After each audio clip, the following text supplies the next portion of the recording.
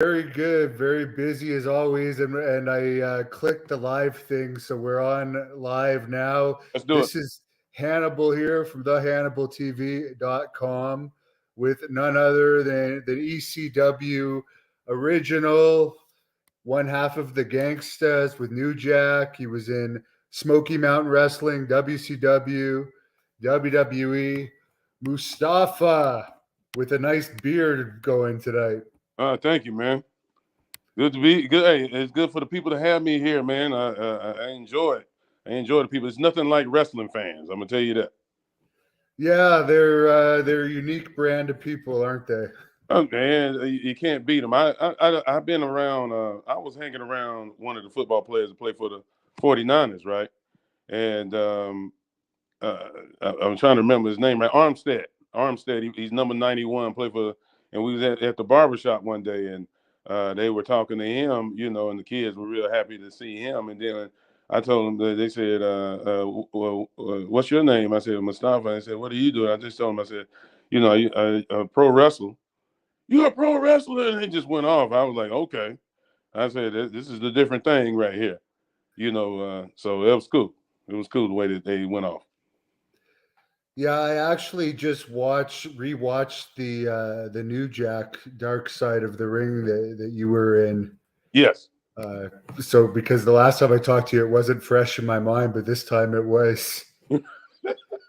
Did you get new fans in recent years through YouTube becoming so popular with the old matches on there and the Dark Side of the Ring? Do you find new people reaching out to you? Yeah, it's actually the younger crowd, the real little kids, 7, 8 years old, reaching out, and they don't use discretion. That some of the parents don't use discretion. They have them watch everything with them.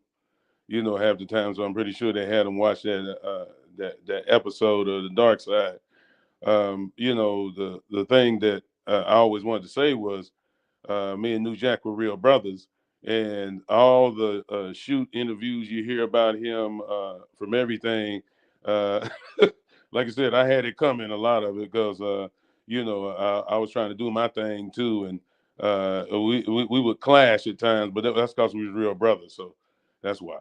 And but we loved, but I loved him though. You know what I'm saying? I loved him like a brother, man, and it was good people. And after he would do a shoot interview all the time, I'm pretty sure that I might have said this before, but we would do a shoot. He would cuss me out on the shoot interview, and then he'd call me 2 days later. "Hey, we got a booking, man. Make sure you be there, so we can do this thing." I said, "All right, cool." And that's how we was all the time, you know. So Yeah, whatever gets the people talking, why not? right, When was your last match, anyways? well, I had one Sunday. This past Sunday, well, a week ago.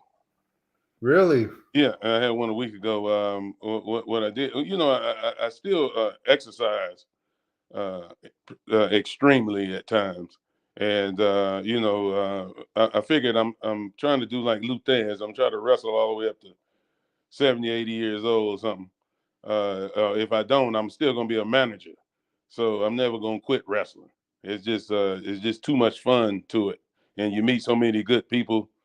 Some bad people too, but it keeps your blood boiling in the right way. You know what I'm saying? Yeah, there's definitely a percentage of bad people, especially on the independent scene.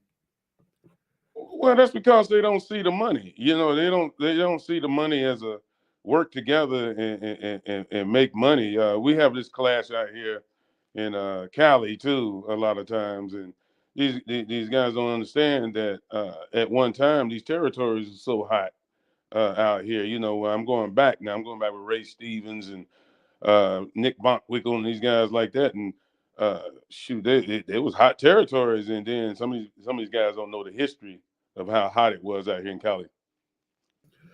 Oh yeah, the San Francisco territory where Billy Graham wrestled too, and Pat Patterson was a big star, and then the LA territory at the Olympic. Right. Oh, those were huge. There Two was territories in like, one state.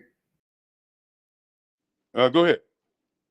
No, I was just gonna say 2 big territories in one state. Yeah, Those were great days.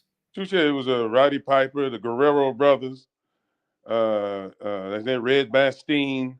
Man, I do my history out here. Though I'm glad that I was raised up on Mid Atlantic back in North Carolina. Though Mid Atlantic was more technical, but like I said before, when you running these things, like a talent that you are, Hannibal. Is people. Uh, They just love to be misunderstanding about things. They don't see the money side of it, and they got this personal thing, thinking that it's about business and it's about promoting, it's about the booking, and they get themselves so caught up in it that next thing you know it, but they out of there. They out of there. You know. Yeah, I think I would have preferred the ECW days, even though the pay wasn't the greatest. Right. I would have fit in better back then. I don't really think I fit in today's wrestling. But good for the people that are making a shitload of money. Well, you definitely would have been open arms in ECW, man, because it was a party, man. We partied before we got to the arena. We partied at the arena. We partied after the arena. And think about it. I was telling people all the time. I stayed under the influence. You know what I'm saying? I was drunk all the time, and I was high. But I go to the gym at least 3-4 times a day, or I would work out at the hotel room or something. But I was going to drink my drinks, and I was going to do my drugs. So, but I made sure that I wasn't so bad off I couldn't protect the guys I was working with, though. You know. Yeah, well, I could imagine some of the drugs would actually help your workouts. Well, yeah, it's funny too because like at that time, you hit something where I ain't gonna break it up on, but you hit something. And oh, I gotta go to the gym, man. I gotta hit it, man, because we got 3 hours left before we go to the arena. So I go there, and then when I get to the arena, I do another full Hindu squats and all this other stuff. And next thing you know, here come one of the guys bring, hey man, I got a joint. You want to hit this joint? Yeah, let's hit it. And then we go out to the ring, and do our thing. You know what I'm saying? Yeah, you don't see that quite as often nowadays. But it's a different breed of wrestlers, and I guess it's good in some ways because they're gonna live longer. But you don't have the crazy personalities anymore. Like, would Roddy Piper have lasted in today's world of wrestling with Never. his party? And the way our language was, we wasn't definitely, man, it was politically not correct for today's TV, and this woke thing that's going on. They so sensitive now. It wouldn't have worked back then. Yeah, I mean, I don't know if you heard about the thing with Steiner. I mean, I'm neutral towards it. Whatever happened, I don't know if anything happened at WrestleCon, but I don't know if you heard that story, but I, it didn't seem like they stood up for themselves at the WrestleCon. They waited till they got on their computers well, they're to afraid of the bags, man. They're making this money, and if you get banned from some of the things, some of their income, deep down inside, they don't want to tell you that that's a main part of their income.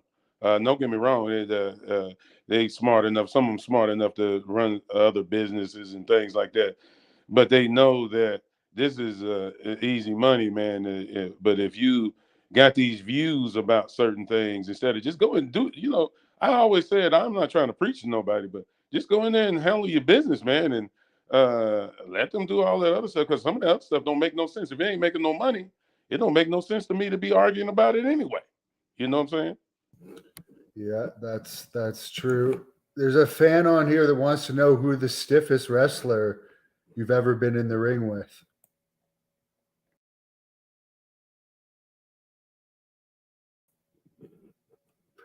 Oh, I think somehow your mic got cut off. Damn it. Okay, let's try this again. Let's see if we can get this fixed.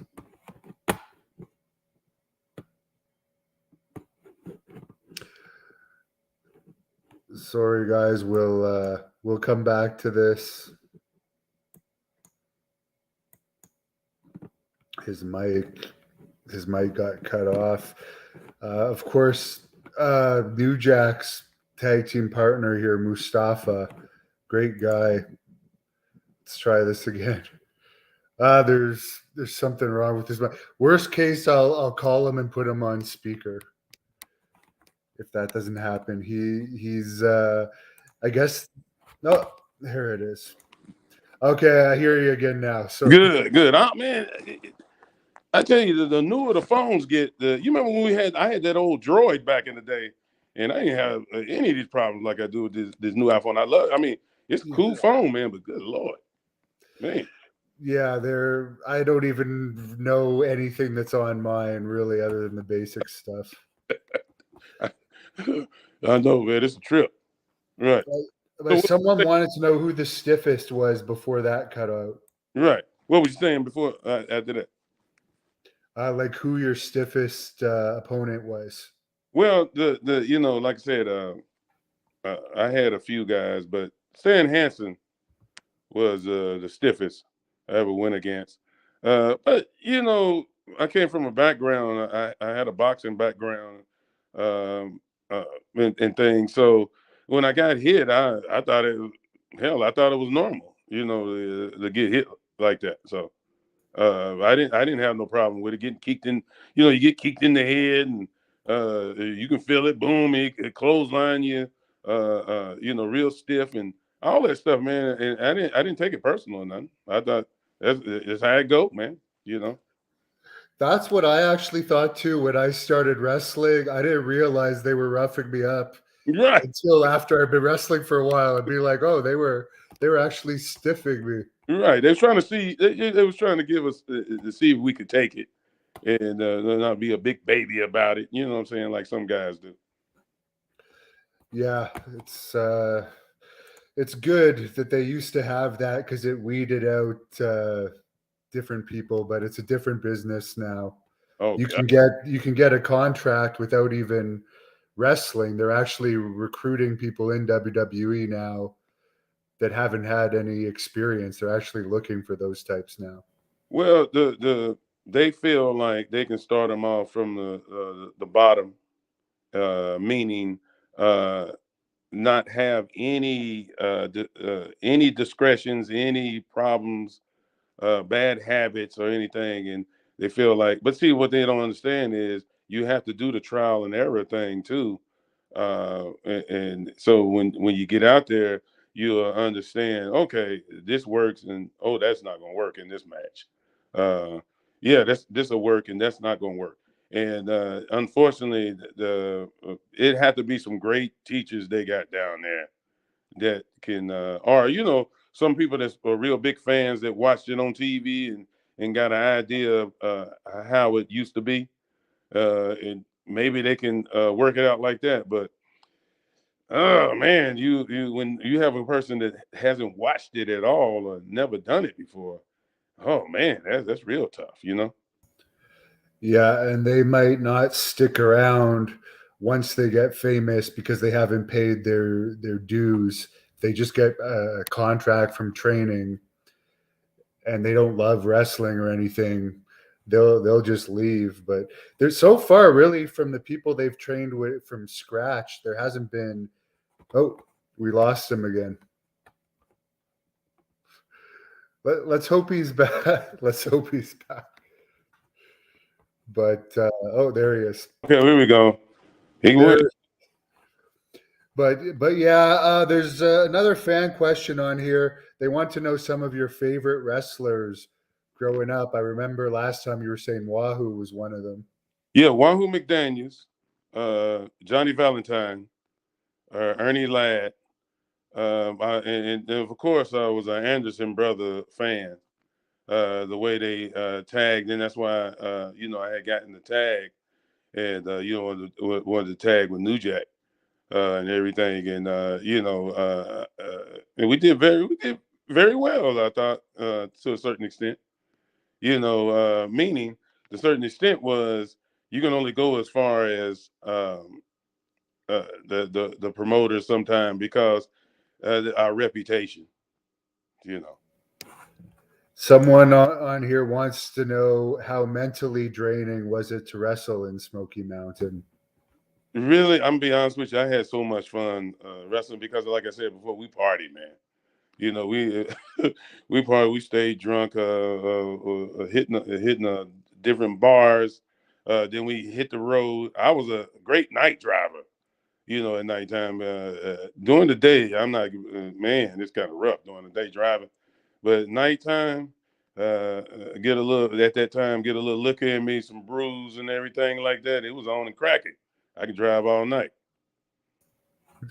Now, I remember the last interview. You said you actually went completely sober off of everything when you were 42. Was that because you had a family, or was there? Yeah. I married my wife. My wife, I loved her so much. I couldn't have brought them. I couldn't have them habits like that, man, coming in. So I had to, I loved her so much. So I had to.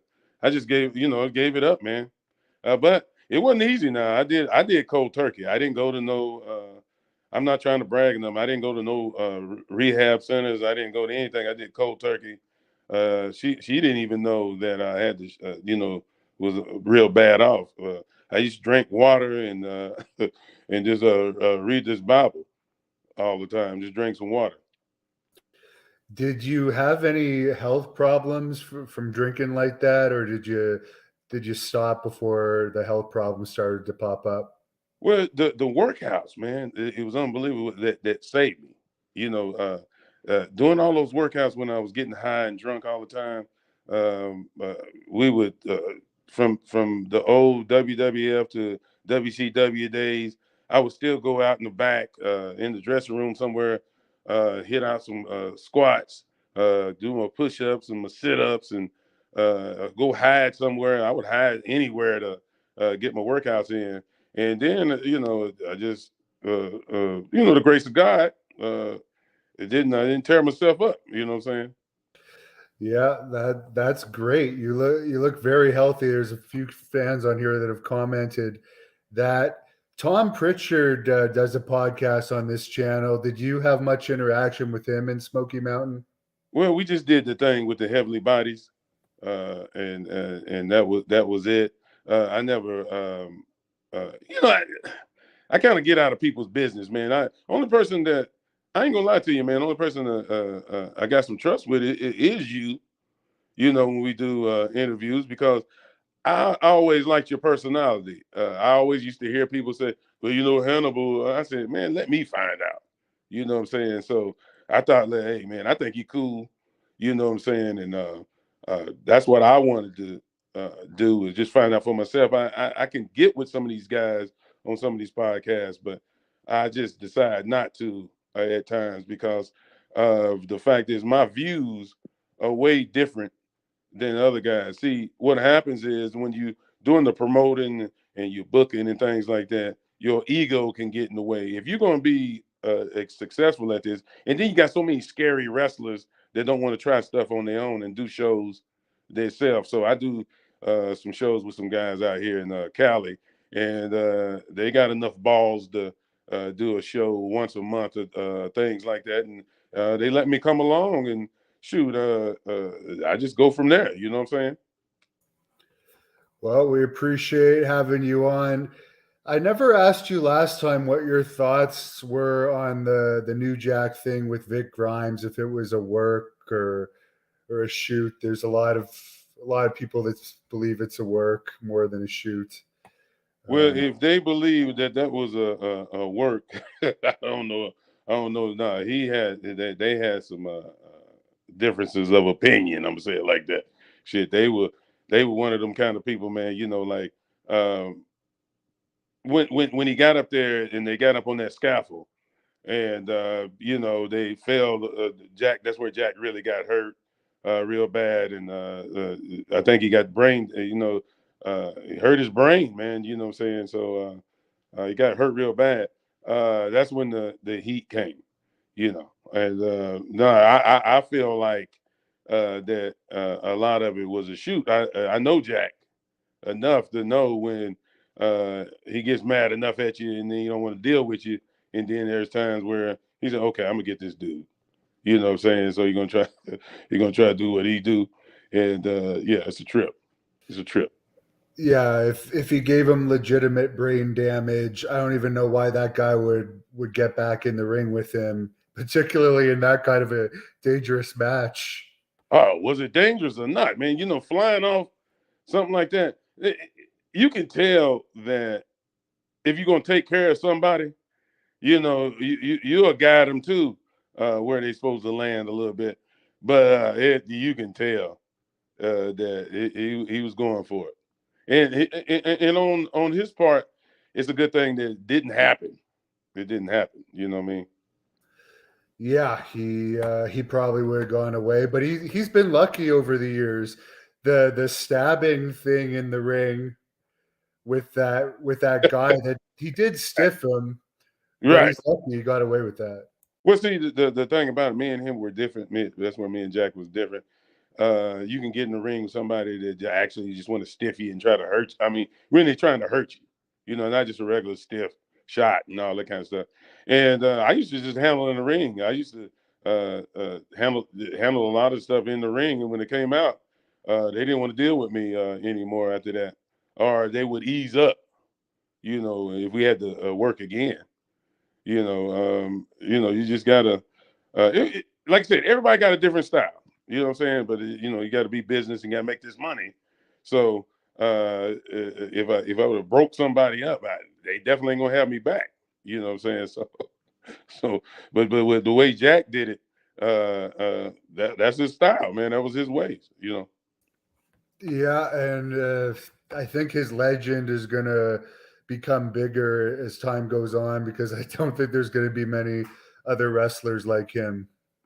Nah, he's one of the one and onlys there. I tell you, especially when he got with Gypsy Joe too. When he did that thing with Gypsy. Wow. I'm not laughing at Gypsy Joe, but man, that was ugly. Yeah, and for the Joe crowd and the stabbing crowd, there was hardly anybody there either. Right. It just seems like why does Gypsy Joe even not sell? Like, what's the point?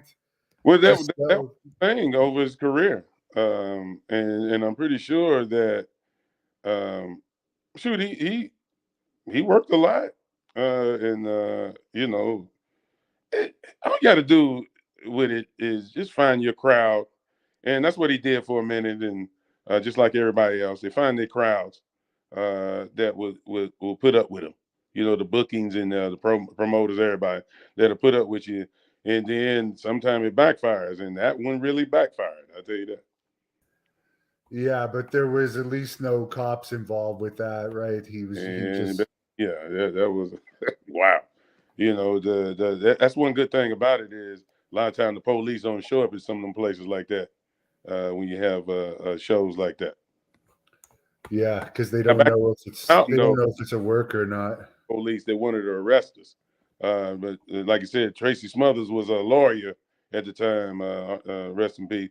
And Tracy Smothers used to talk to the police for us because they was going to arrest us before we even got out to the ring. Yeah, I was actually, as I said, I just watched that Dark Side of the Ring again, and they were saying that like they were using the N word very freely Oh in yeah, those days at you guys. oh yeah, yeah. So I I can had a, imagine there'd be confrontations. well, the thing about it was, I grew up with the NWA, listening to the music, and um, my background with my relatives a lot of times on my dad's side, and they always would say, "Hey, we real niggas." What I'm saying? So I took that as a compliment to me. So I hear the word they calling us that. I said, yeah, we're gonna make a lot of money tonight. because if we got them pissed off like this, I was thinking about the business side of it.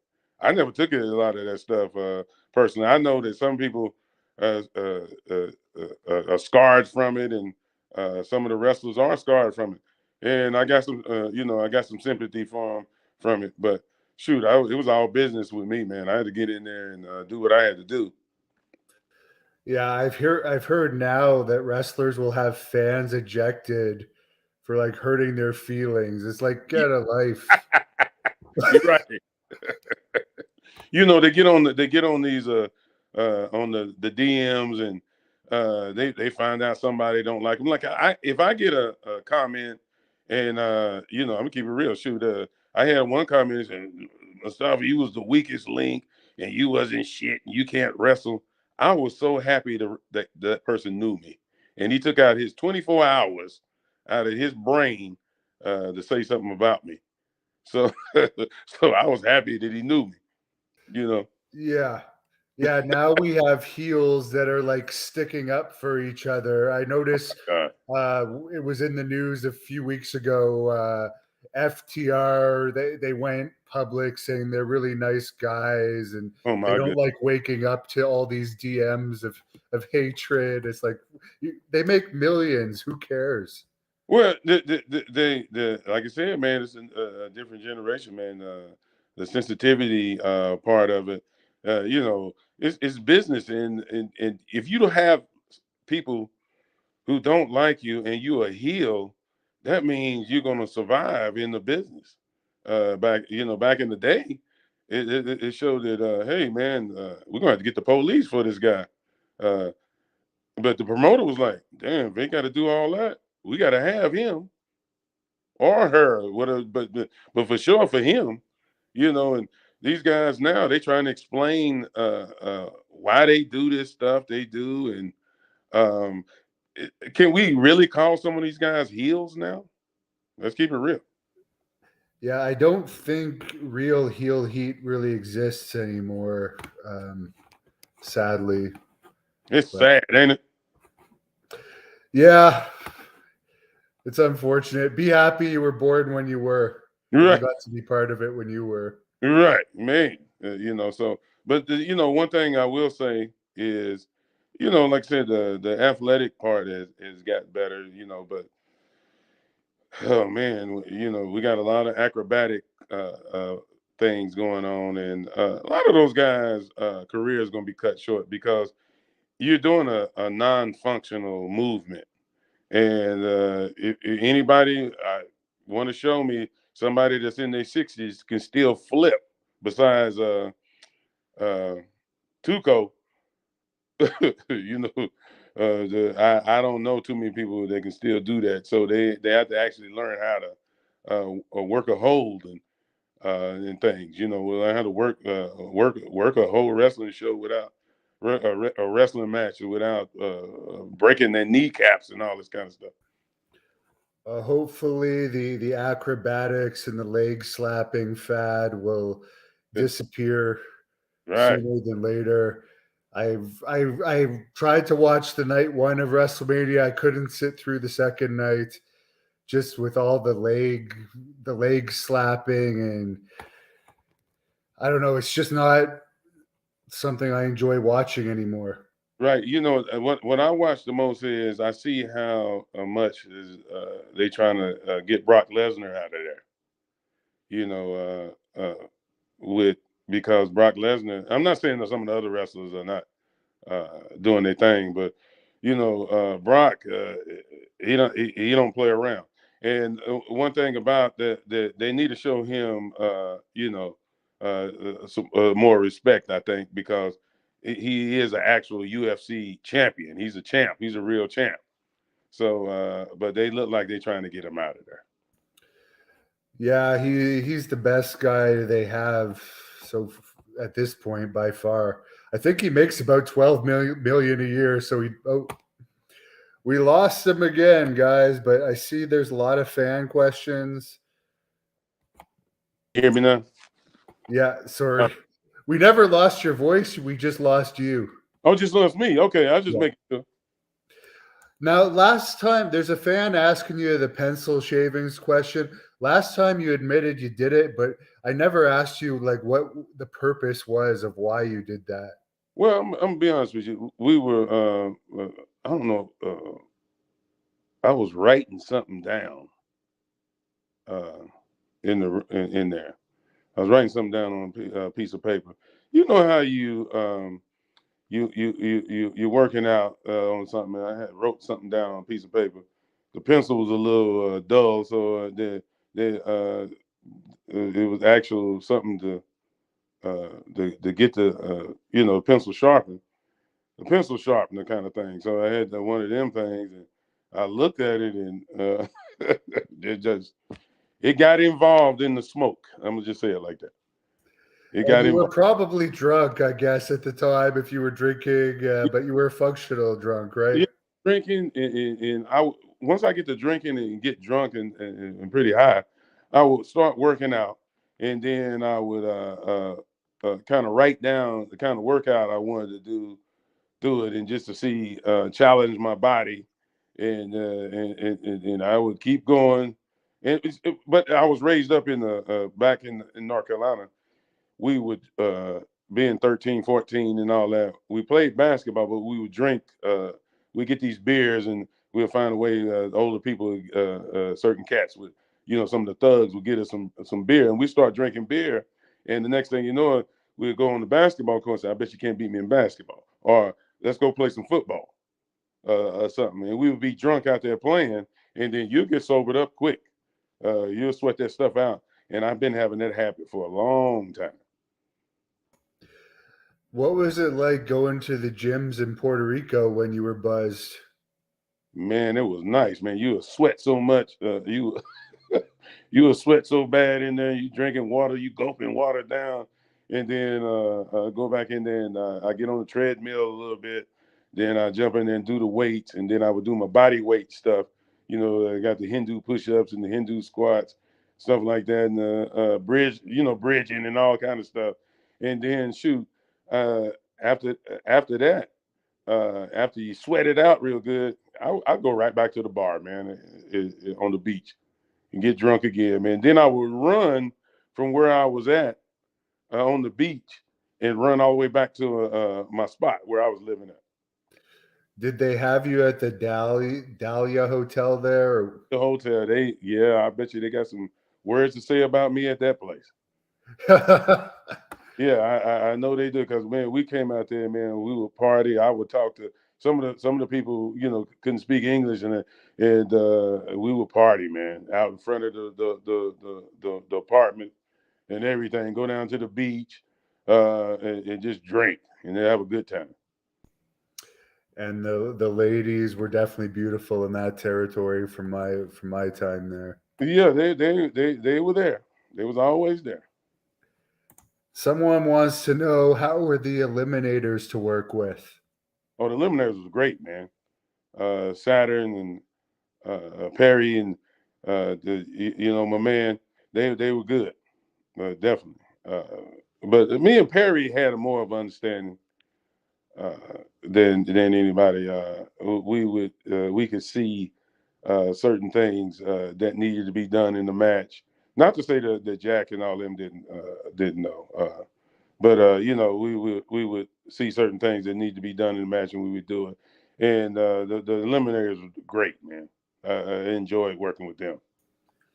Have you heard anything about where Perry is these days? Because he's been missing for like 3 or 4 years now, I think. Oh, maybe he's gone to the same place where you keep going. But there you are again. Have you heard anything from Perry, because he's been missing for a while now? Nah, man, I understand the situation, because I did the same thing. I went down to Vegas before I was about to take a trip to England, and I had to clean up and sober up real quick. Well, I ain't gonna say, but I cleaned up enough to make a trip over to England and work. But I was in those streets in Vegas I was out there homeless for about 8 months on myself, you know, and I was surviving by hanging out in the casinos and you have so many people out there giving you drink tokes and free coupons to go eat and things like that. And, it got just strung out real bad. And then, it bounced back. But I'm going to tell you another thing was funny. I still worked out in the parks. Still tried to work out, do pull-ups, all kind of stuff,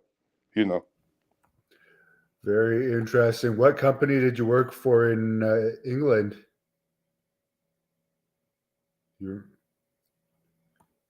Was it Brian? Oh, I think his phone might be dying. Do you remember the company you worked for in England? It was for Scott. It was a company opposite of Dixon. Okay. Dixon had a thing, and Scott wanted to go against him, and I can't really remember because I was on the over there. I was what were we doing over there? Shoot, we had a little bit of opium and all kind of stuff like that. Doing, stuff like that, and we hitting that a little bit, and then sober up and hash, and we'll go from there. Not knowing I could have went to prison, fooling around over there like that. But hey, what it was, and we go to the pubs. I was with Skull Murphy a lot back. Yeah, I wrestled for Brian Dixon, and the drinking is a big part of it there. But I think I think we might be out of luck soon. But interesting, great stories. I don't know what's happening there, but someone wants to know if you were there for that fight at ECW when someone was disrespectful to Tammy Sitch and there was a big fight outside. I don't know. At that time, I wasn't there. At that time when she was there, I know with Chris Candido, man, that was one of my good friends of mine.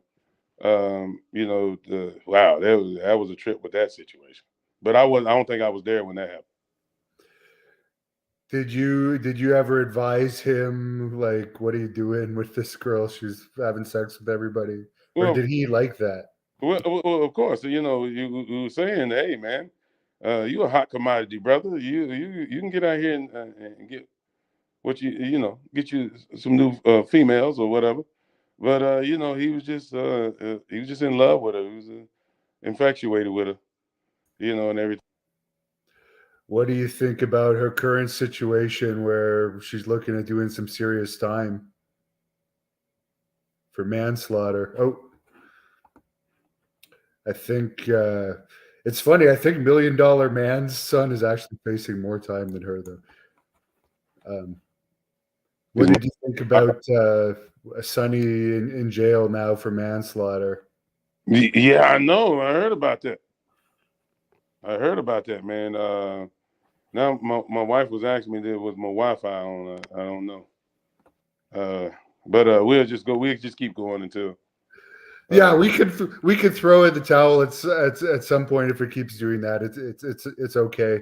Yeah, you let me know, man. Yeah, no, it's good to see you anyways, and good to hear your stories. What was your favorite feud of ECW? Well, actually, to me, I thought Public Enemy was our best one because it was a lot more easier because Eliminators wasn't truly a baby face kind of thing. The Dudleys, the same way, they wasn't really. They were. Don't get me wrong, they had their fans, but they wasn't really a baby face. I thought the Public Enemy was more of a baby face, and that made it more easier for us. Someone on here says you were his favorite tag team with New Jack, and somebody else. Oh, love the beatdown Brock put on Cody. I actually love that too. I think Cody's overrated. And I think it's horrible that they're making a second title. But we might throw in the towel and try this again another time. Oh, There you go. There you go again. Wow. I think Someone on here. Can you keep it to the point where we can't click on, where I'm just on there? Keep it like this. Just like this? Yeah. Yeah, sure. Let's try it this way. See what happens. Yeah, see if it doesn't. Someone wants to know if you and Jack ever went to FMW. I know you wrestled over in Japan, but I don't know about FMW. No, I didn't go to FMW. I was at Big Japan wrestling, and Jack, I think he had a felony due to the fact he had felony, so he won't think they would have gave him a passport to go. Even though some people have done worse than that and still got passports, Yeah, it's weird how they do it for some and not for others. Somebody says they loved you in Sacramento Pro Wrestling. Do you have any stories from working for them? Well, the part that's funny is the length of matches at times. One thing about it is the guy we have there is Samurai, and he has his match. He's so open minded and a good people that he never says, "Hey, you guys go 15 minutes" or something like that. Sometimes he just have them wrestle, man. You know what I'm saying? So it's fun though. It's fun to be out here and do it. Someone wants to know if you ever wrestled the Nasty Boys. I know New Jack obviously had his skirmish with Brian Knobbs. Well, the people don't know either about. No, I never worked personally the Nasty Boys, but then a lot of people don't know that man, they put a hurting on what was the wrestler's name in UFC? Ken Shamrock. Right, yeah. There was a bad scene with that. They were working together, and it was bad, pretty bad scene. Almost killed them. Yeah, actually, when I was interviewing Knobbs, he was telling me this was when Jack was still alive off camera that he was eventually going to get revenge and so forth. But I found that unlikely that he was actually going to pull that off. Right. Yeah. That's why sometimes, not that I try to avoid a fight or nothing like that. Some people, you clash. You know what I'm saying? You clash, and what's the use? If it ain't gonna make no money, ain't make no sense to be hanging around certain people. You know what I'm saying? Yeah. Yeah, exactly. Yeah, you don't want to get in fights if you're not getting paid after a certain age. Right. Definitely. Yeah. As far as Smoky Mountain, I know that you knew Johnny K9 there. Was he pretty straight and narrow when he was in Smoky Mountain, or was he still doing stuff on the side that he was known for up here in Canada? Right, Bruiser Bedlam. Yeah. Good dude. I'm telling you, with big heart. I'm talking about. I love that man. It was a good dude, man. There ain't no homo stuff. You know what I'm saying? I'm telling you, the real deal. He was doing his thing. He was still doing his thing. He let me know what was going on. But we go to bars and just kick it and have a good time, man. And I had to tell him, I had to tap him on the shoulder sometimes. I said, "All right, man, it's all good." I said, "You got to remember, you in the United States, you ain't supposed to be here. So you gotta calm down, man. Let's go to some spots where you can calm down. Let's kick it, man." And he said, "Man, I'm so glad hanging around with you. Man, you keep me calm down and everything." I said, "Yeah, man, let's go have some fun, man. Shoot, let's kick it."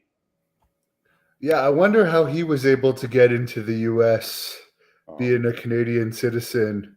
Come on, man. If he's doing what he was doing, that was a problem getting into the States. You know what I'm saying? So the thing about it, we went to Atlanta one time, and we had a show down that way. So we went to went to one of my spots, and I had a couple of childhood people that I grew up with, and I walked in. they was a little, they was scared of me because my whole appearance had changed, and when Bruiser came in there, Johnny came, they said we'll see you later, man. We'll talk to you later. We get out of here. We scared them so bad, and I got a kick out of that, you know. Yeah, they were saying on that New Jack documentary that your character in that tag team was how you were in real life at that time. You weren't really acting. Is that true? Well, like for instance, me and you, real cool, real cool. We'll go, man. I go down the alleyway with you, kind of thing, you Yeah. know. But it was certain people I knew that they wasn't about the business. Okay, so I'm gonna say this: we hear those stories where they was racist. We hear these stories that they were prejudiced and all this. But if you wasn't about the money, I would act a certain way, man, and I didn't like it, like that. And some people say, well, you didn't like them because they was racist. No, I've been around people who make money they didn't like me. You know what I'm saying? And I know that for sure. But they seen the green. Okay. And these other people, I don't know what their business was about. So I was ready to go off on them anytime. So yeah, I did act like that. That was me a couple of times. A few times. I'm gonna take that back. A few times. Yeah. Yeah, it's obvious that you guys were too controversial for WWE, but when you were at your prime physique, you had an amazing look. Definitely as good as any of the top WWE guys at that time. But I tell you what, man. My mother owned uh, uh, a vitamin store. So it was so many things. What I would do, I would look at the ingredients that was in roids or whatever, and then I said, well, let me look at the natural side of it. Because when I was in the Air Force at one time, I power lifted. I was taking Deca-Durabolin. I was taking Winstrol. I weighed 219. I could bench 485. And then my squat was like 650. My deadlift was 625. But the blood was dirty, if you know what I mean. So I was taking all kind of stuff. So what I did was I did the same research because it's bad on you. It's bad on your system. As we can see now, you see how some of the bodybuilders look now. Yeah. Hey, so what I did was I did the same ingredients, and then my workouts was mixing body weight with weights, and that's how I got that physique at that one time to that peak. And plus the youth too. Come on, youth helps. Yeah. You know what I'm Yeah, saying? you would have been what, your late 20s or mid 20s at 30. that time? Yeah, at my time, like 20s, early 30s. And I mastered man, shit, man. I used to hang out with when I was in it was WWF at the time. We go to the gym, and it was Jimmy Snooker, hang around Barbarian. Uh, these guys, man, there was no joke in the gym. You know what I'm saying? So in Hercules Hernandez at the time, you go to the gym with those guys, man, and they say, hey man, we go be at this gym. I didn't go ride with them personally, but we meet them down at some of those gyms, and man, it was good. And then I watched Kane, which was you know, he was the same way, you know what I'm saying? He watch what he eat and go to the gym, work out. And I remember one time it was me, Mr. Fuji, Kevin Sullivan, Kane, it was me. I think D-Lo went with us to the gym. We was working out, and I was watching everybody, and I was seeing how they were isolating their muscles and stuff like that. So I said, you know what? I'm not in the bodybuilding like that, but let me go and try some of this stuff. See how it works. But I was more into the body weight stuff. Do you think the Delos would have had a bigger push if it wasn't for that draws incident? I believe so, man. When you hurt somebody, sometimes like that, I don't care what people think. They'll take it personal, and it'll go upstairs. And Draws they was trying to push Draws too, you know. So yeah, I believe that slowed them down a little bit. Now I don't know what he thinks, but I think it did. Because it seemed like he wasn't with the company pretty soon after that, and he still had good jobs as an agent and stuff. But it seemed like his momentum was never the same after that. But who knows? Man, I'm gonna tell you, when you work for somebody, chances are that you could be fired. Now, if you get out here, and I wish some with a lot more wrestlers to get some balls in them, we can have more than AEW trying to go against WWE. Which I don't know why you're trying to go against WWE. You get your own crowd. That's what we did. ECW, we went and got our own crowd. Smoky Mountain, we got our own crowd. The followers. We didn't try to take over because once people got their mind made up about a wrestler that they like, that's who they like. That's how it goes. And then the next one comes in there, that's who they like. So I don't even know why some of these guys get all jealous and fighting over that bullshit. What do you think about that CM Punk thing in AEW, where now they might be putting him on a show where the people he has heat with are not going to be on that same show? Well, CM Punk is very unique. I'm gonna tell you that. Very good, great talent, man. He got balls. He got in that cage. He went and got in that cage, man. I give him that. When he got back out, he started to realize that it's some bullshit in the wrestling business. That we okay, UFC, okay, like Vince, man, you competed. You was a champion in the amateurs and every kind of things like that, wrestling and stuff. Uh, you know that when you heard pro wrestling the first time in the amateurs, you was like, that's some bullshit. Until you find out you can make some money. You know what I'm saying? Yeah. You know what I'm saying? So CM Punk, when he got back, this is just my opinion. My opinion is not the Dominion kind of thing, like I got it from another guy on YouTube. But it's that once you come from UFC, they don't want to hear that shit. They just want to see you knock somebody out, put somebody out. You the champion, or you a top 10 rank.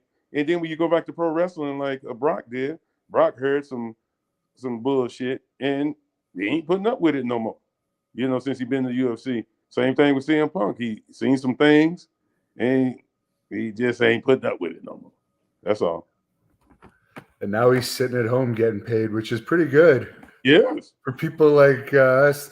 I'm sure you've had to work normal jobs in your life. Oh yeah.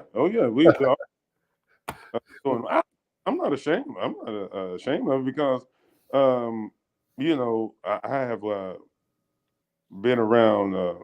When I was growing up, my brother hang around a lot of people, Artis Gilmore, NBA guys back in the day, John Drew at the time. They would tell you, they said, hey, man, this is borrowed time. So I'm going to play in NBA for about 10 years, 15 years, as much as I can. And then I know I got to come back out here and do one of these 9 to 5 kind of things, being commentator, something, sports analyst or whatever. So. Yeah, I always see these wrestlers publicly asking for their releases, but the minimum pay for a main roster WWE guy is like 250 grand a year. They only work 2 or 3 times a week these days. It's still a lot better than a normal job. I have, you know what, they forgot. Some of them either was living with a silver spoon in them, what I'm saying? Either they live with a silver spoon, which is very few, or they just forget how hard it was. And then they get caught up in it's the ego. It's the ego will destroy, man. And I ain't gonna get all scientific, but it's also it's 4 things that messes up people. A lot of times. First of all, some people just flat out stupid. They just they have no clue about what they're doing. Then you have the other people who like to put problems where there's none at. Okay. Then you have the other ones that just love nothing. It's nothing going on, and they just addicted to it. And then you have the fourth one is they just forget. They forget how hard it was to get there to where they at. And then when once they let go, and then they got to go around back to these indies again. Then they realize, oh wow, I was tripping. You know. Yeah, I mean, I've had it where I've had to demand money from getting shorted and Right. so forth. Did you and New Jack have to deal with that much with your reputations? Well, when we was in North Georgia, yeah, we got a hold of a couple of people. You know, we had axe handles and stuff like that, and we never really physically had to use them. But yeah, we showed them that we can handle these things now. If you don't want to pay it, that money came right there. All of a sudden, miraculously, the money just came out of nowhere. Someone was asking if you met Giant Gonzalez ever. I know you were back working for WWE around the time he was there. Yeah, he was a good dude, man. Yeah, I met him. He couldn't speak English though. But what I would do, I was a basketball player, and he was a basketball player, and I was showing, I would do make out like I'm doing a basketball move. He said, yeah, that's good, that's good, you know. So that was the only connection we had, you know, because of the basketball. You know, we talked a little bit. Someone wants to know what the worst situation you've ever been in with a wrestling fan. Well, I think the wrestling fan was in more in trouble than I was. I remember one time we was in it wasn't Massachusetts. It could have been, you know, you can't remember all these wrestling matches you have sometimes. So it was either New York. I think it was New York. It was upstate, or one of them, and we was going through the crowd, and so I punched the guy. You know, somebody grabbed me, man, with my arm. So I turned around and punched him. You know, and I didn't give him it my all, but I gave him enough. He went down, and the people grabbed him. And I looked, and I said, "Shit!" I went back to who I was working that night. I got back in the dressing room, and I seen security coming back there, and I said, "Okay, I'm in trouble. I think the police gonna take me this time. I think I'm gone." The next thing you know, the guy had a bloody T-shirt, and he wanted me to autograph it because I punched him in the face. Yeah, those are the Yeah, I thought I was in trouble. I mean, 6 security came back and said, "Hey, Mustafa." Uh, I said, "Oh man, where the police at?" He said, "Oh, the police. Don't worry about it. He wants your autograph." I said, "On what?" He said, "On that bloody T-shirt because he's bleeding so bad." After I hit him, you know, so I signed the T-shirt. that's hilarious. Somebody wanted to know earlier your Mount Rushmore of tag team wrestling. Well, I'm gonna go back, and like I said, this is my opinion. The Anderson brothers, because of the money they drew. Uh, well, I'm include the Gangstas, you know, because of the controversy. Um, the Wahoo McDaniels and Paul Jones was a great tag team. Um, when I got up there, I thought the British Bulldogs were real good at one time. Rock and Roll Express. I could go on. You know, I thought the Road Warriors was great at one time. Um, I thought Rocky Johnson and Tony Atlas was a great tag team at one time.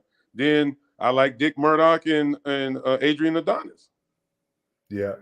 when they was working. So yeah, I got all. Can't really. I can name them, but I don't have a favorite. But my favorite that I remember is the Anderson brothers. Who ended up training you, right? Yeah, Gene Anderson. He was the one that trained me. He was actual Gene Anderson. You know what I'm saying? So I'm surprised that they never did you guys against the Road Warriors at some point because that would have drawn. you got to remember. You already got to remember him. You know, it's that jealousy, man. It's that jealousy, and they got to agree to it too. You know, but see, Yeah. when you see if you're a real businessman like me and you are, okay, I would have done it. Okay, I don't know. You know, you got all these guys. Look at the guys that's in it, man. You know, you got promoters, you got bookers.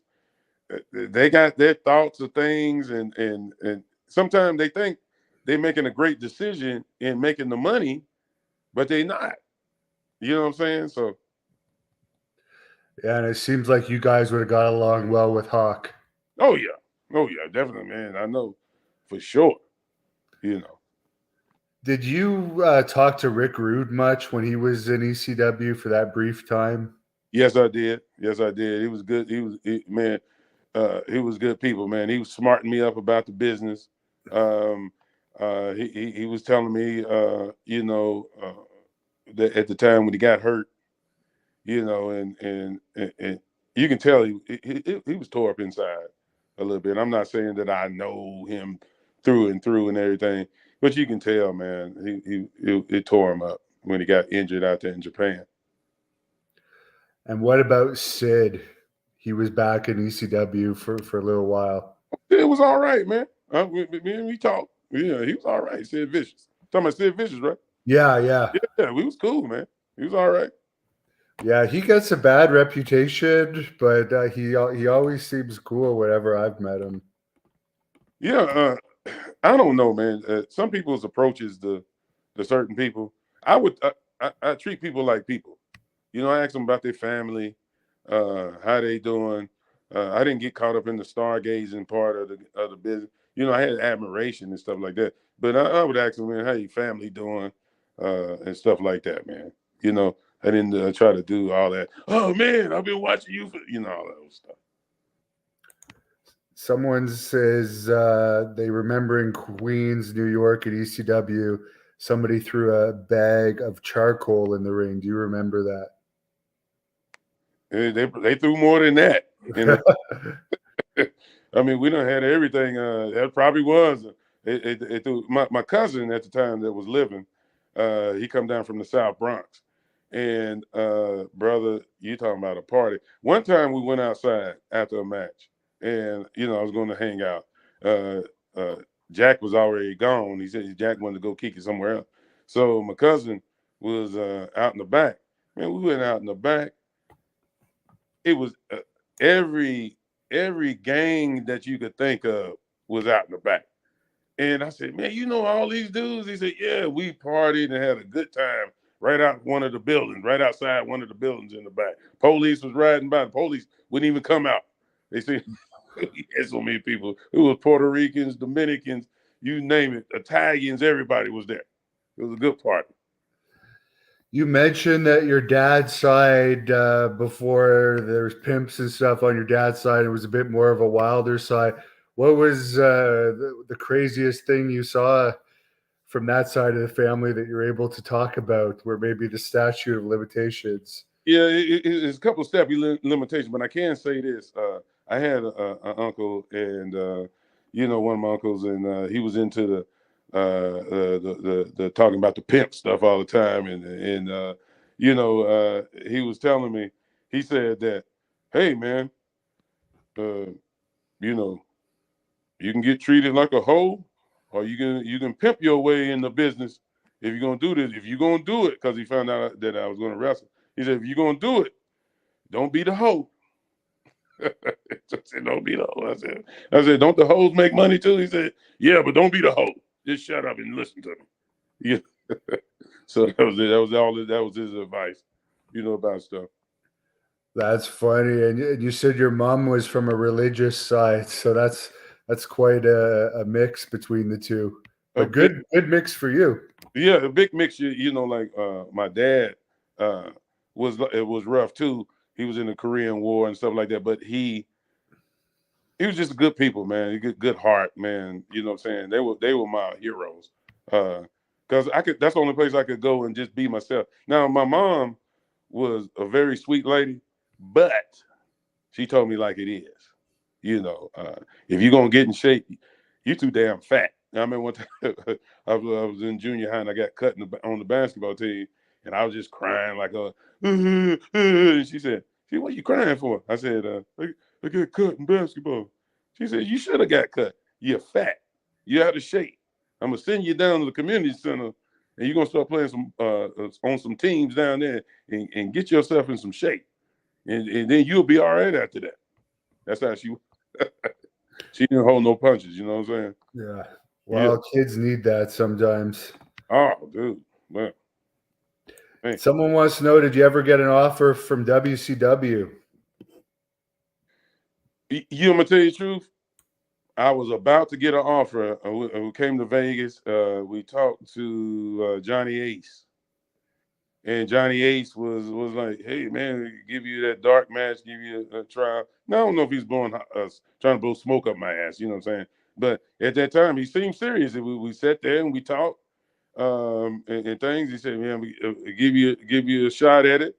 Next thing you know, it Vince bought him out. Vince got a hold of him, man, and that was the end of that. Yeah, that's too bad. I don't feel bad about it. You know what I'm saying? Because like the freedom that I had in the business. Other guys, if some people found out how much freedom I had in the business, they would definitely be jealous. Or, wow, I wish I would have had that kind of fun. You know, able to do the work like that. You know. Somebody wants to know, what match was your biggest payday in wrestling? You don't have to say the pay, but do you remember like what it was? Well, actually, believe it or not, one of the I used to make way more jobbing in the WWF and WCW than I made anything else. But when I went against New Jack in that pay-per-view, man, I saw so much merch and stuff, man. It was unbelievable that night. Unbelievable. Did Paul owe you money at all, or was he always pretty? No, I got out of there. I got out of there before all that mess was coming. Okay. I knew Paul's habits. Paul had some habits, like all of us. Had some behavior problems, like all of us. And I knew it's time to go. So I shot on down and talked to Dutch Mantel down there. He was in Puerto Rico. Now I shot on down to Puerto Rico after that. Someone wants to know if you have a Paul Heyman story you could share. Well, the Paul Heyman story I remember was when Jack wanted to, have the match where we would start going against each other and everything. And I kind of, I was like, wow, man, I'm a professional, so that's what they want right now. So we went out there, and I was supposed to turn on Jack, and I was supposed to side with the Dudleys at that time. So I was supposed to pick up the guitar and Pearl Harbor him in the back. You know what I'm saying? So they was cheering us on. They was cheering us on. Next thing you know, I picked up that guitar right at the right time, and hit him with it. He went down, sold for me and everything. Got back into the dressing room. Paul Heyman said, "You are a genius. I can't believe that." And I looked at Paul Heyman like, "You crazy? A genius? What the hell?" That's it. Well, I took it as a compliment. So, but I was trying to get the money, man. And give me the money, shit. All them compliments. Give me my money. Right. Was the ECW arena your favorite building to wrestle in? Yes, it was, man, because of the fact is the freedom. You didn't have to worry about going to jail. You know what I'm saying? We would party in the dressing room and kick it, drink, after the match with beers everywhere, just kicking and having a good time watching the other guys work, and ECW was the best. That arena in Philly, definitely. Philadelphia people, very unique, great people. I'm telling you that. They something else. Yeah, it's a unique town for sure. They don't like me too much there. Hey, that's a good thing. Yeah. You would have made a lot of money in that time. Yeah. Yeah, someone wants to know if you would ever manage a wrestler today. Are you managing anyone in that company you're working for? If anybody give me a call, man, and the pay is phenomenal with working with the guy, I do it. But I'm not going to sit there and try to beg myself into these places, man, because I feel like it's not worth it. I think we got too many wrestlers. You see how it is now. You got the XFL, You got the USFL. Okay, those guys making pretty good money, for themselves. It's not NFL, but they're making some money. We need more people like that in wrestling with balls like that to have these territories again. Yeah, because everyone always talks about how wrestling's evolved, but there's less places to work than the territory days, so less people have jobs overall. Some people are making more money than anyone ever made, but it's not really that many. Like there's less jobs in wrestling. Well, but you got to remember, there's trillions of dollars in the world. What are we talking? Mentally, some people just don't have it to run a show. You got to, and not to have an ego. You understand what I'm saying? It's like if you're gonna run these shows, the people you bringing in, that's who you bringing for the crowd and to make money. Bottom line, to make money, but you have to not have an ego and run these shows. It's money in every city to run, but the thing about it is you got to have the mental equivalent to handle what Vince has went through, the Crockett's went through, the Florida wrestling, the Grahams back in the day, Roy Shire out here in the West Coast, down there in LA. You got to have a different mentality for this. And if you don't have it, these excuses come up all the time. You can't run the town. You can't do this. You can't do that. But look at AEW. All you need is a nice benefactor, and you get a nice benefactor. The machine take care of itself. Yeah, their crowds aren't bad. They're not quite WWE, but they do beat WWE some weeks. Dynamite does get bigger crowds than Raw some weeks, so that's pretty good. When it comes down to it, if you got the talent, the in the ring stuff sometimes don't really matter. Because think about it, how many guys made a lot of money that couldn't really work? Yeah, a lot. It all depends on who gives you the push and what you do with the push. What you do with it, Yeah. Don't fuck it up if you get it, for sure. Right. Right. Somebody wants to know, I know your wife is right there and you're happily married, but did you ever witness any ring rat stories you could talk about from other people? That was just a normal, man. They were everywhere. You know what I'm saying? But the fact of the matter is, you also got to remember too. Let me sober up some of the people. Some of the guys got in a lot of trouble. With rape charges, and some of them was true, some of them wasn't. Beat downs, getting robbed in a lot of places. So yeah, it was fun in one way, but a lot of times I knew the game, and I knew that some of that stuff was like too good to be true. Some of those guys that I just got. One of the I ain't gonna bring up his name though. I ain't gonna put him on the spot. I don't like to put people on the spot like that. They come, I got robbed, man. I said, you got robbed? I thought she was cool. Man, I got robbed. What should I do? I said, consider it an L. Do not call the police. She is long gone. Forget it. Remember that as a lesson. That's all I can say about that one. Now, you can do what you want to do. You go right ahead. But I would take an L and then call it that. Well, how'd you know? I said, man, I know how they are. I've seen a few things in my life. So, yeah. Yeah, especially depending on the city. Yeah. Yeah, man. In Vegas, the police aren't going to do anything for you. They're going to tell you, didn't you know, stupid? That could happen. Somebody wants to know your thoughts on Jamie Dundee. Did you ever run into him? Jamie was a great worker. He knew the game of the business. He just run across this opposition with things. Now I don't know what bridges they burned or anything like that. I'm not gonna get in their business, but you know, he knew the business. He could work, and you know, he was good. He was good people to me. I thought he's all right. How did you get along with the Sandman? Oh man, that's my boy, man.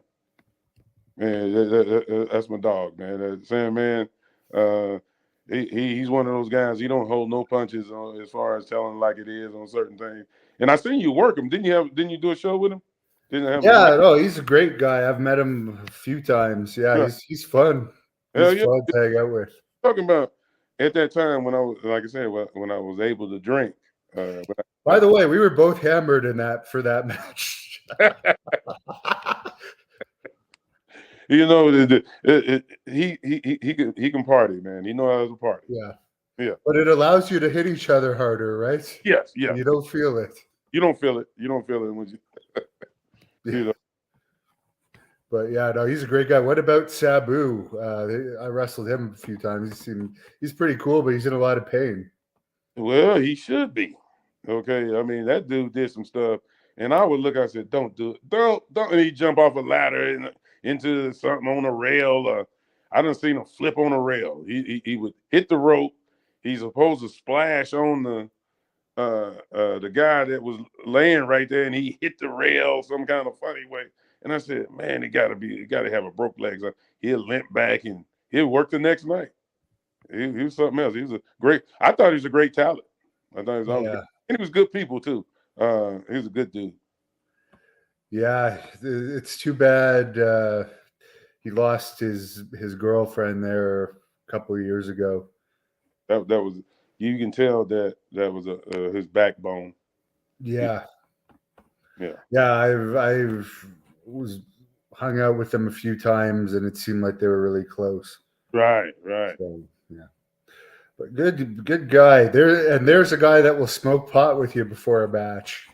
Yeah, we all did. Me and RVD. Let's see. It was Scorpio, by the way. RVD.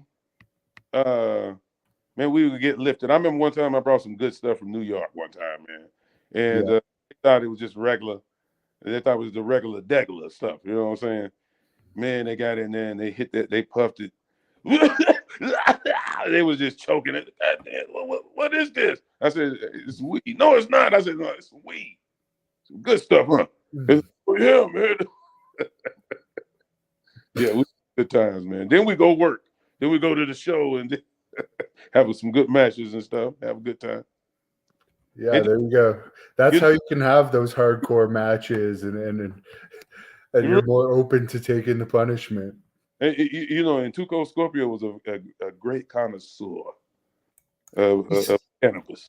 Yeah, I think that's why he lived up here for a while. Oh yeah, it's pretty good. For a while he was dating some woman in Montreal. Oh, okay. They're not together anymore, but he wrestled for me out here a few times. Right. But he's a great guy. He's a really tough guy and a great guy.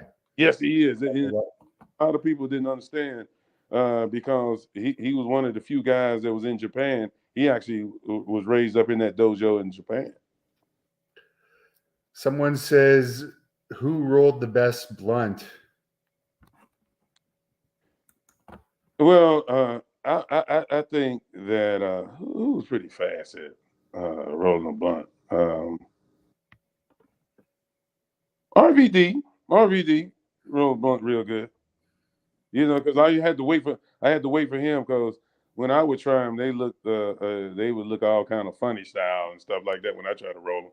But you know, with him, he rolled them just right. They'd be even all the way out to the end, like a cigar. Yeah, it's much better for people like you and me that you could just buy them now. Yes, yeah. You know, like I said, well, I'm gonna tell people, you know, out here, I had to stay totally sober. I can't do anything. It'll trigger me back into my old life. So, but I have no problem with weed. You know what I'm saying? I have no problem with that. Do you ever see this movie, man? They got a movie called Reefer Madness. No, I haven't seen it. The old black and white movie called Reefer Madness. And they got on there. You ought to hear the guy talk at the beginning. He's wearing glasses. He said, "These narcotics are the." I said, you call this narcotic like it's cocaine or something. You know what I'm saying? So, right. I recently went to like a 420 thing last week, I guess, and it was just like 300 people sitting in a park quietly smoking. Oh man, I Like feel you're not going to go crazy on that. I feel sorry for them that they. I mean, I guess that was how well, a 420 party should be a 420 party. You don't have to go to jail or nothing, but you're Yeah. supposed to be having bands and kicking it and shoot, they supposed to have all kind of people there, you know, that support that stuff. You I think because it's legal here now, it used to be a big thing when it was illegal. Everyone would come there to do it as a protest, but now that it's legal in Canada nationwide, people don't celebrate 420 as much. Well, this is this new generation. They don't know how to party like we did. See, we would have Cypress Hill, Cottonmouth Kings. We would. I worked for them before, you know, when I was in Atlanta, and you know, they would be smoking. The people would be smoking in the crowd, and then Cypress Hill would come out there partying. Man, they don't know how to do it like we did back in the day. That's for sure. But I'm sure you and New Jack are more hardcore than I ever was. Right. But there's a lot of stuff I'll wait for 20 more years to discuss. Yeah, yeah, yeah. But yeah, you mentioned you did security for bands. Someone was asking, did you ever meet Dr. Dre or Ice Cube? I never met them, but I did work for Tupac back in the day.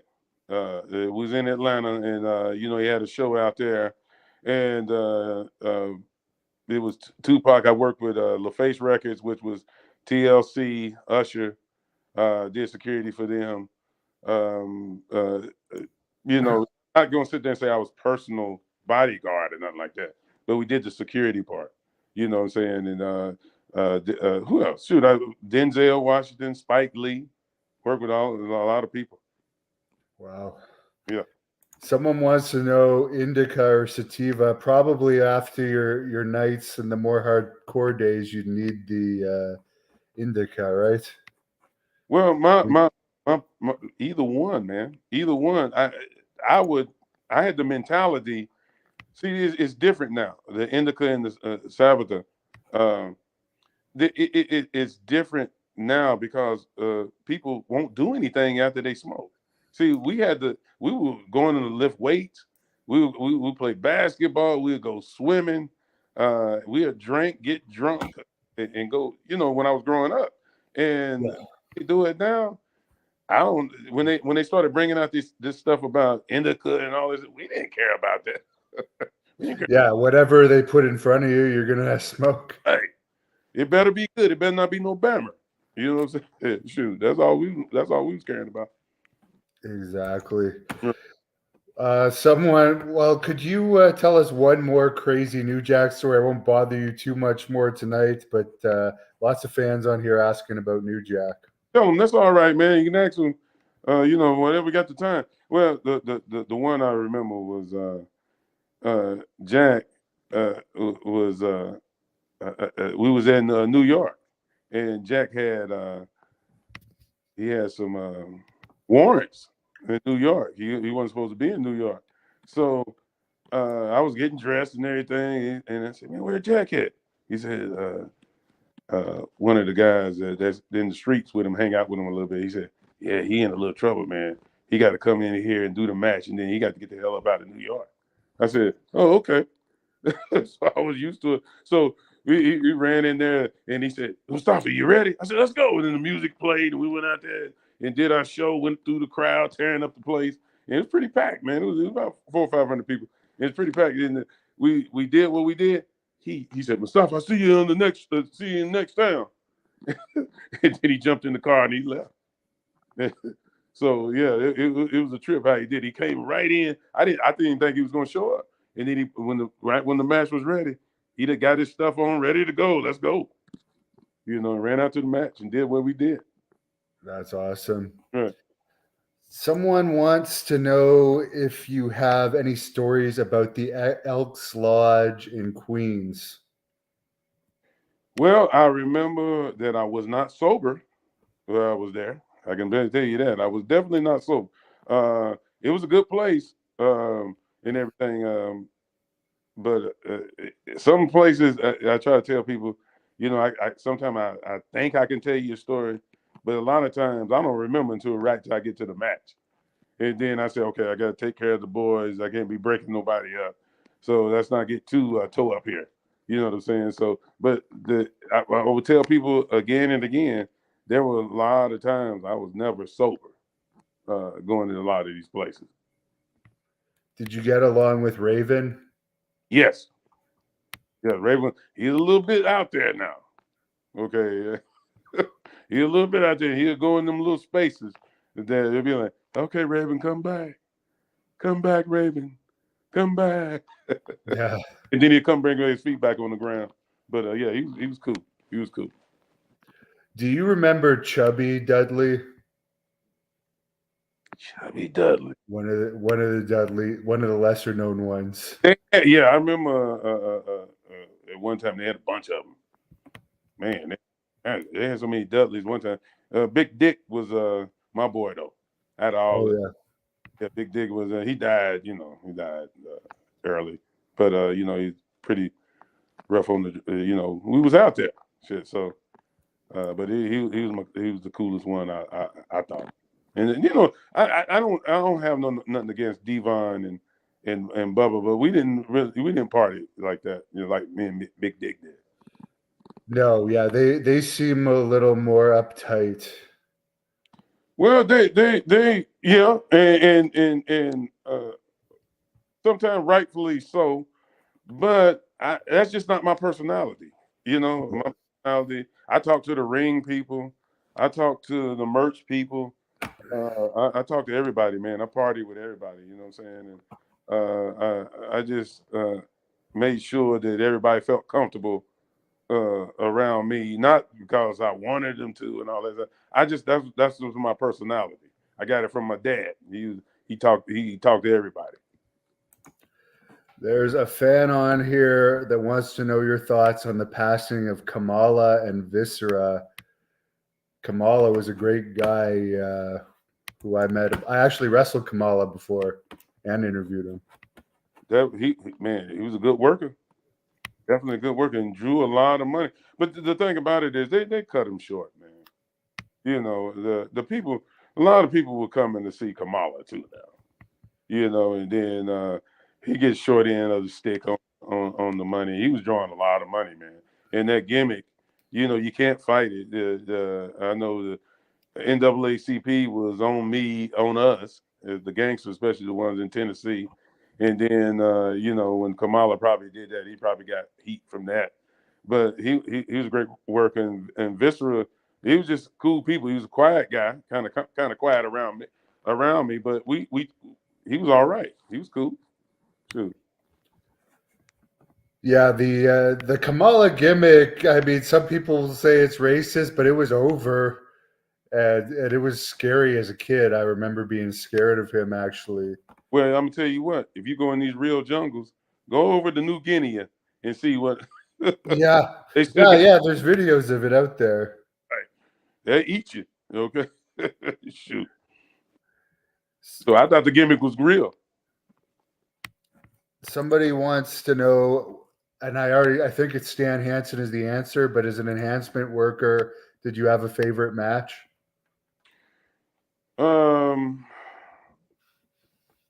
Yeah, so many though, man. I don't even want to. I can't really pinpoint, but I know that the Rock and Roll, going against the Rock and Roll was, I thought, the most fun because they taught us how to work up. Smoky Mountain, the guys up there, Jim Corden and those guys. See, these guys got so many opinions about other people that I don't get caught up in all that. You know what I'm saying? Whether if they like me or not, I don't care. I don't care if they did or not. As long as I drew my money and paid my bills, do what I had to do, it didn't matter. But it was not a public enemy, but it was the Rock and Roll Express. They were. Okay. We learned so much from them, and they still can work because they taught us how to work and not be so stiff, and how to take care of people, and and draw money, Someone wants to know, hypothetically, what would you and New Jack have done if JBL had tried to bully you, like I guess they did to Blue Meanie at the one night stand that I guess you guys weren't invited to that day? Well, yeah, that would have been interesting. Right. It's not that I'm the most toughest guy in the world. I'm definitely not. You know what I'm saying? But we would have fought. Yeah, it would definitely have been a fight if it would have went that way. Whether winning or losing, who cares? We would have fought. You know what I Well, mean? it was the ECW guy Joey Styles that ultimately knocked out JBL, I think, on a tour overseas. Did you ever hear that story? I hear about that story. I guess he was picking on Joey Styles, and Joey Styles supposedly knocked him out. See, I don't know, but I did know that when they tried to do that King of the Ring kind of thing at the time, and I said, I knew Tuco would be able to take care of himself when he was doing it, but I said, hey guys, this is a different deal now, okay, and so some of them found out the hard way. What did you think of Shane Douglas? I like, man. If Shane could calm down on his ego, man, on things, man, you know what I'm saying? That was the part that when you working with people, it's an ego thing that kicks in. It's an ego thing that kicks in, and you got to know when to snub it out the way, and things, and he has some heat with some people, you know what I'm saying? So, but overall, I have nothing personal against Shane. I liked him. He was cool.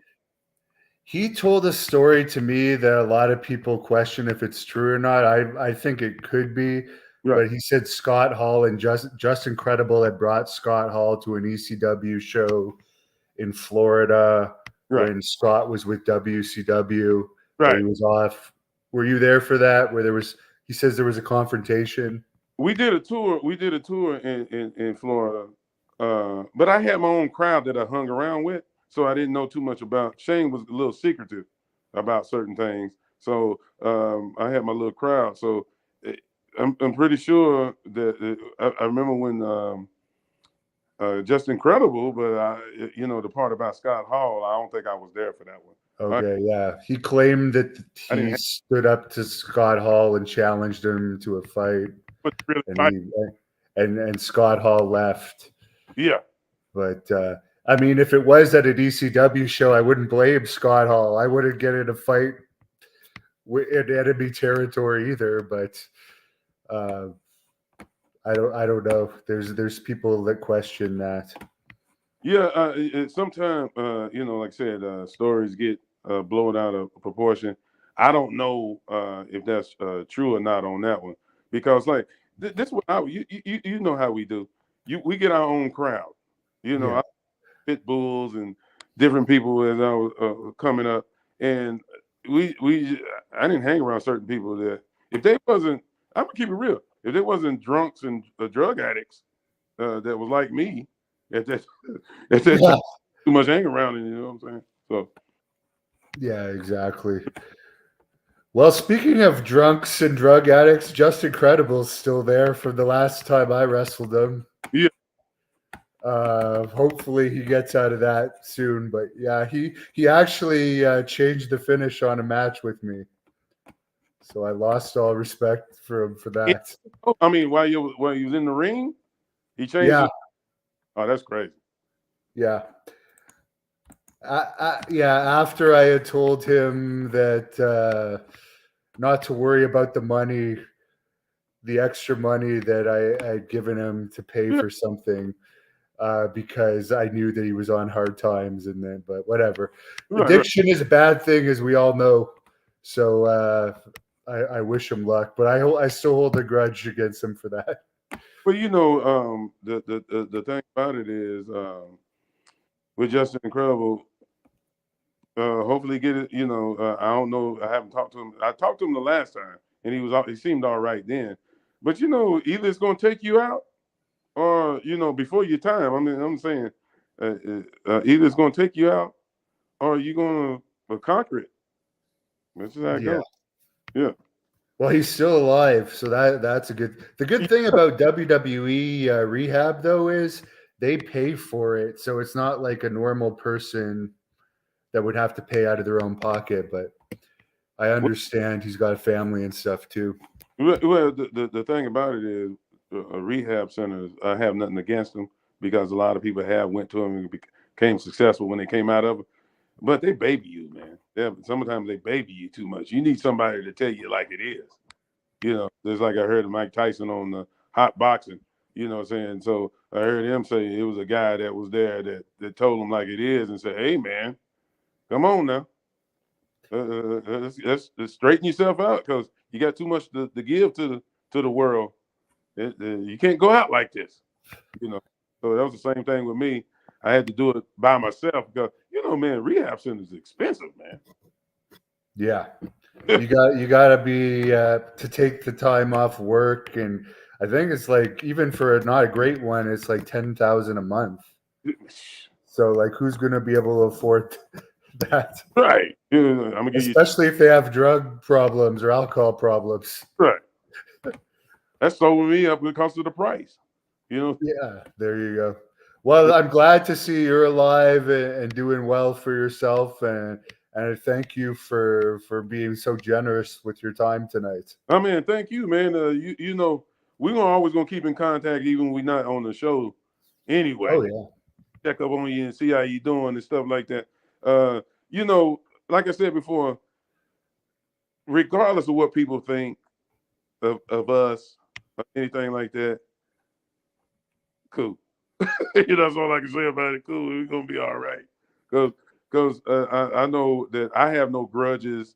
I went through some stuff with people in the business, and I have no grudges on them. And I'm not trying to say I'm goody two shoes. I'm not no do-gooder. I can tell you that right now. But the thing about it is, I know that that if that's how they feel, that's how they feel.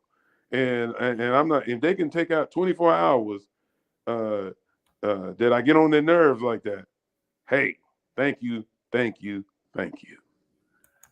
There you go, and congratulations to your daughter who's in the Navy now. Yeah, man, she's doing a thing. That's awesome. Yeah. And people, they can find you on Facebook if they want to look you up. Do you have any other social media? I'm basically doing SPW in Sacramento. That's the show that I do. And that's the one that I chose to kind of stick it out with to the casket drop. So.